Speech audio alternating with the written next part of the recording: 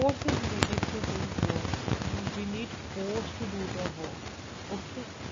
Work is also done when a moving object is progressed.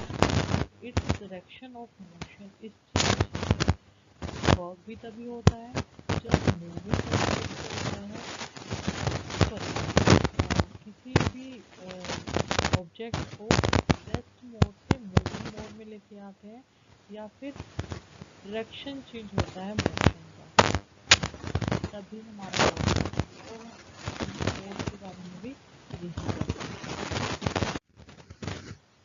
Now energy, we are going to read about energy. Energy is the ability to do work. जो energy होती है वो ability होती है काम करने की, work करने की. Work is done when a force is applied. और वर्क कब होता है? जब फोर्स अप्लाई होती है. When we can apply force with our muscles. हम अपनी मसल से भी फोर्स अप्लाई कर सकते हैं. From where do we get the energy to apply this force. हमारे अंदर वो एनर्जी, कहाँ से वो एनर्जी लाएंगे हम इस फोर्स को अप्लाई करने के लिए? We get energy from the food we eat. वहाँ कहाँ से मिलेगी? जो हम खाना खाते हैं उससे मिलेगी हमें एनर्जी. देखो बेटा, हमने पढ़ा पहले फोर्स, फिर पढ़ा वर्क, अब नाउ एनर्जी. ये तीनों इंटरकनेक्टेड हैं. ठीक है. हमें एनर्जी की ज़रूरत होती है काम करने के लिए. काम तब होता है जब हम फोर्स अप्लाई करते हैं. ठीक है. और जो फोर्स लगाएंगे हम, उसके लिए एनर्जी कहाँ से आएगी? एनर्जी वहाँ से आएगी, अगर हम अपनी मसल से फोर्स लगा रहे हैं तो एनर्जी हमारे अंदर से ही आएगी. अंदर कहाँ से आएगी? जो हम फूड खाते हैं उसमें से आएगी. In the same way, in a car और अ बस, the engine exert force which help in the movement of the car और बस. जो इंजन है वो फोर्स लगाता है तभी वो कार और बस चलती है. तो फोर्स लगाने के लिए जो एनर्जी है वो कहाँ से आ रही है? The engine get the chemical energy. Engine को क्या मिलता है? Chemical energy of the fuel like CNG, petrol और diesel to apply this force. इस फोर्स को लगाने के लिए, इस फोर्स के लिए जो एनर्जी मिलती है कार को, वो केमिकल एनर्जी होती है. जैसे हम फूड खा रहे हैं तो वो हमारे पास मसल्स जो हमारी है वो फूड से एनर्जी लगाएंगी, बट जो कार और बस है वो केमिकल एनर्जी लगा रही हैं, जो फ्यूल डालते हैं हम उसमें. जैसे अगर आपके पापा कोई बाइक चलाते हैं तो अगर उसमें पेट्रोल नहीं होएगा तो वो चलेगी नहीं. कार सेम, डीजल पेट्रोल या सीएनजी जब तक उसमें डलेगी नहीं तो उसको केमिकल एनर्जी नहीं मिलेगी. अगर एनर्जी नहीं है तो फोर्स नहीं लगेगा और मूवमेंट नहीं होएगी. ठीक है. If there is no petrol और डीजल और सीएनजी, द कार और bus can not move as there is no source of energy available. So now we are going to read about forms of energy. कौन कौन सी forms of energy होती हैं? First of all we are going to read mechanical energy. Mechanical energy is of two types. दो तरीके की होती है mechanical energy. Kinetic energy and potential energy. दो तरीके की हम मैकेनिकल एनर्जी पढ़ेंगे. ठीक है बेटा. पहले kinetic energy. The energy that a moving object processes is called kinetic energy. जिस एनर्जी से कोई भी ऑब्जेक्ट मूव हो रहा हो, मूविंग प्रोसेस हो रही हो, उसे बोलते हैं kinetic energy. For example, a moving ball, a moving bus, a falling toy etcetera possess kinetic energy. ये सारी मूविंग जो एनर्जीज, मूविंग मोशन हो रहे हैं, ये सारे काइनेटिक एनर्जी है. नाउ बेटा we are going to read potential energy. The energy stored in an object because of its position और configuration is called potential energy. जब एक एनर्जी स्टोर होती है किसी भी ऑब्जेक्ट में, इस उसकी पोजीशन की वजह से या कॉन्फ़िगरेशन की वजह से, उसको बोलते हैं हम potential energy. For example, a stretched rubber band, cool coiled spring, water in dam, etc. Stretch किया हुआ रबर जो होता है, ठीक है, जब हम खींच लेते हैं रबर बैंड को, जो घुम कॉइल्ड की हुई स्प्रिंग्स होती हैं, वाटर इन डैम, डैम में वाटर को रोका जाता है, इन सब ने अपने अंदर एनर्जी को प्रोसेस किया होता है, इसलिए इनको पोटेंशियल एनर्जी बोलते हैं। Water from dam move turbines to produce electricity. जो वाटर होता है डैम का, वो मूव करता है टर्बाइंस से, ताकि वो इलेक्ट्रिसिटी को प्रोड्यूस कर सके। Now wind energy, it is the energy produced by moving air. This energy is used in windmills, sail boats etcetera. जो एनर्जी हवा के चलने से होती है एनर्जी, उसे बोलते हैं विंड एनर्जी। और ये एनर्जी विंड मिल्स में लगती है, सेल बोट्स में, बोट्स की तरफ आपने देखा होगा कि कपड़ा लगा होता है, तो वो उन्हें मूव करवाने में हेल्प कराती हैं। Now we are going to read heat energy, the energy that we get by burning any fuel like cooking gas, kerosene, petrol etcetera. जब हमारे किसी भी फ्यूल को जलाने से एनर्जी जो होती है, ठीक है, उसे बोलते हैं हीट एनर्जी। जैसे कि हम कुकिंग गैस चलाते हैं, जो हमारे घर गैस सिलेंडर्स होते हैं, गैस चलाती है मम्मी, या कैरोसिन ऑयल से स्टोव चलाती है, या पेट्रोल से कोई चीज़ जलाते हैं हम, तो उससे जो एनर्जी मिलती है हमें, उसे बोलते हैं हम heat energy. Heat energy is use to run steam engines, cooking food etcetera. और ये हीट एनर्जी किस लिए यूज होती है?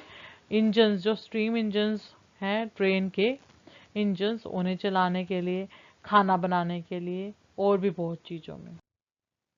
नाउ सोलर एनर्जी, अब हम सोलर एनर्जी के बारे में पढ़ेंगे। The energy from the sun is called solar energy. जो एनर्जी हमें सन से मिलती है उसे हम बोलते हैं solar energy. Plant use solar energy to make their food by photosynthesis. जो हमने फोटोसिंथेसिस प्रोसेस पढ़ा था, जिसकी हेल्प से प्लांट फूड बनाते हैं, वो भी with the help of sunlight, ही सनलाइट से ही होती है ना। तो we also use solar energy to cook food and heat water.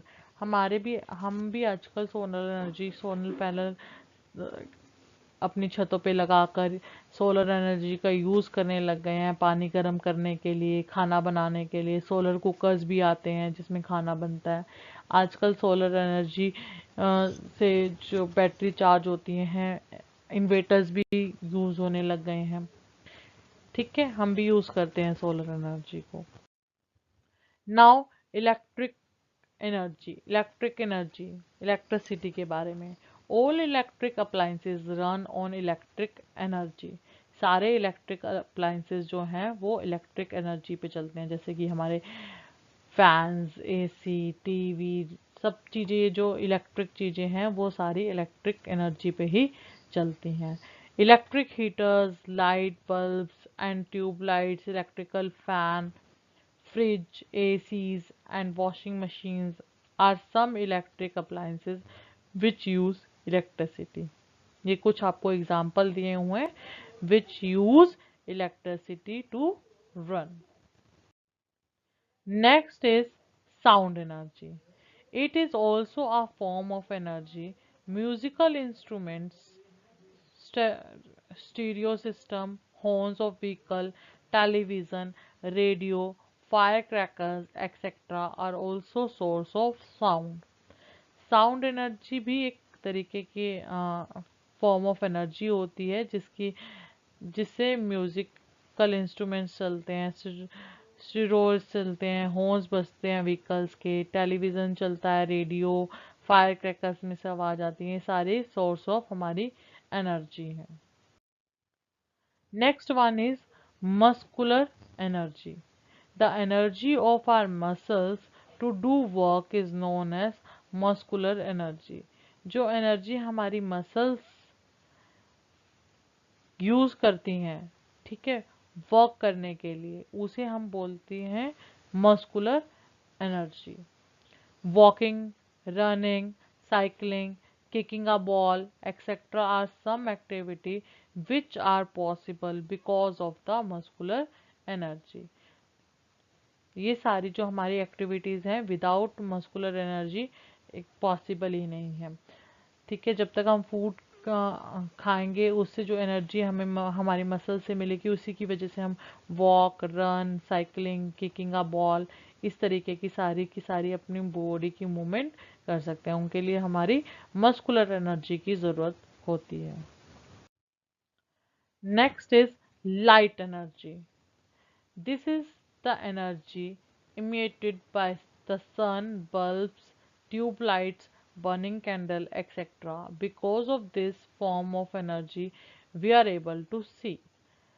Light energy किससे बनती हैं? जैसे सन हो गया, या बल्ब्स हमारे चलते हैं, ट्यूबलाइट जलती हैं, कैंडल जलती हैं. इस फॉर्म ऑफ एनर्जी से हम देख पाते हैं. We are able to see. Now we are going to read chemical energy. The energy stored in chemicals is chemical energy. जो केमिकल में बेटा एनर्जी स्टोर की जाती है वो केमिकल एनर्जी होती है. Car battery, torch cells are example of stored chemical energy. जो कार में बैटरीज, टॉर्च में हम सेल्स या आपके टॉयज में सेल्स डालते हैं, ठीक है, उसमें उसके अंदर जो केमिकल्स होते हैं वो एनर्जी को स्टोर करके रखते हैं, उन्हें बोलते हैं हम chemical energy. Food is also an example of stored chemical energy. Food में भी एनर्जी होती है, हम खाते हैं तभी तो फूड से हमें एनर्जी मिलती है और हम वर्क करते हैं. तो फूड को भी एग्जाम्पल माना गया है केमिकल एनर्जी का ही. Next one is magnetic energy. A magnet has magnetic energy. एक मैग्नेट में मैग्नेटिक एनर्जी होती है. Because of the magnetic energy it can attract iron object. Magnetic energy होने की वजह से मैग्नेट में वो आयरन की ऑब्जेक्ट्स को अपनी तरफ खींचती है, अट्रैक्ट करती है, या और अदर मैग्नेट्स को अपनी तरफ अट्रैक्ट करती है. Now we are going to read about geothermal energy. Geothermal energy is a thermal energy generated and stored inside the earth. जो जियोथर्मल एनर्जी है वो एक थर्मल एनर्जी है जो जनरेट की जाती है और स्टोर की जाती है अर्थ के अंदर. ठीक है, we know that the earth core is very hot, 6000 degree Celsius, whereas earth surface is relative cold. हमें पता है कि जो अर्थ का अंदरी हिस्सा है, अर्थ का जो कोर है वो बहुत ही हॉट है, नियर अबाउट 6000 डिग्री सेल्सियस. ठीक है, और बल्कि जो हमारा अर्थ का सरफेस है वो कूल है उसके according. This lead to flow the heat energy from earth interior to the surface. इसकी वजह से जो अंदर की जो हीट है ना, वो जो एनर्जी है वो अर्थ के इनर पार्ट से सरफेस की तरफ आती है. जैसे कि the volcanic eruption, the hot water springs are example of releasing geothermal energy in large bursts. जो वोल्केनिक इरप्शंस हैं, वोल्केनोज फटते हैं, निकलते हैं उसमें से लावा. ठीक है, हॉट वाटर स्प्रिंग्स हैं आपके यहाँ पर, हमारे गुड़गांव के पास मानेसर में हॉट वाटर स्प्रिंग है. ये जो एग्जाम्पल है, पानी ही गर्म आता है उसमें. ठीक है, ये जो एग्जाम्पल्स हैं ये जियोथर्मल एनर्जी के है कि हमारे अंदर जो अर्थ कोर में इतनी ज़्यादा हीट है, इतनी ज़्यादा एनर्जी है. Geothermal energy is use to produce electricity by drilling wells into the geothermal reservoirs. Geothermal energy का यूज़ किया जाता है इलेक्ट्रिसिटी बनाने के लिए भी. वेल्स बनाकर उनको जियोथर्मल रिजर्वर्स में स्टोर किया जाता है. ऐसे इलेक्ट्रिसिटी भी बनाई जा सकती है. Energy can be neither be created nor be destroyed। जो जियोथर्मल एनर्जी है ये ना ही बनाई जा सकती है ना ही डिस्ट्रॉय की जा सकती है। It can only be convert from one form to into another. ये एक फॉर्म से दूसरे फॉर्म में कन्वर्ट की जाती है। कोई भी एनर्जी हो, कोई भी एनर्जी बनाई नहीं जा सकती है और ना ही डिस्ट्रॉय की जा सकती है। इसको एक फॉर्म से हम दूसरी फॉर्म में कन्वर्ट कर सकते हैं बस। ठीक है बेटा। अब हमारा आज का homework, class 5 subject science, term 3 chapter 1 force work and energy, lecture number 2 homework. Today's homework is you have to write the answer of these following questions. First, question number 4 is what are the different uses of the solar energy? Solar energy के आपको uses लिखने हैं। ठीक है। Next question is question number 5, how do we get thermal energy? Geothermal energy हमें कैसे मिलती है वो लिखना है। ठीक है बेटा। Write is in the EVS fair notebook and send it on my Gmail ID। Now this is the solution of lecture number 1। Lecture number 1 का होमवर्क सॉल्यूशन है ये। First question was give two effects of force. Force के two effects.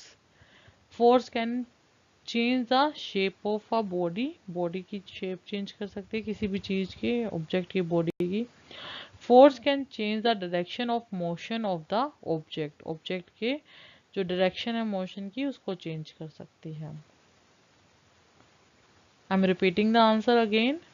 Force can change the shape of a body. Number 2, force can change the direction of motion of the object. Next is what is mechanical force? Mechanical force के बारे में पूछा था, क्या होता है? Answer is a force that cause or change motion of an object by contacting it is known as mechanical force।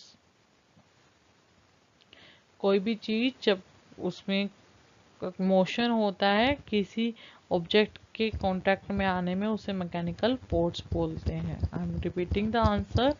Uh force that cause और change motion of an object by contacting it is known as mechanical force. Question number 3, what is gravitational force? How does it work? Gravitational force क्या होती है और ये कैसे work करती है? The force of attraction exerted by the earth is known as gravitational force.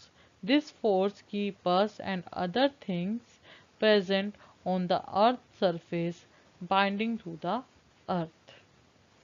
Okay beta, please match your answers and do the corrections. Okay, in lecture number 2, if you have doubts and any queries, you are welcome in live class. Come and join live class on time. Okay, beta, bye bye. Be safe, be happy. Bye.